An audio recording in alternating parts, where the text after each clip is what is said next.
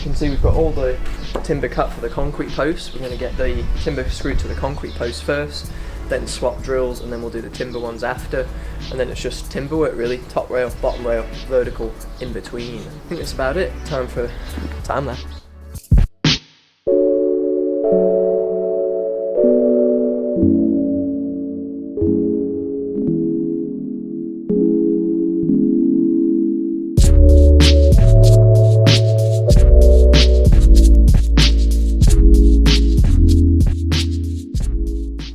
So as I mentioned previously, concrete posts on this side, timber posts on the other, so slightly different fixing techniques, but the design is pretty much identical. Meter centres, so these are on the posts, so that's 1800 span, which is about metre to 900 mil.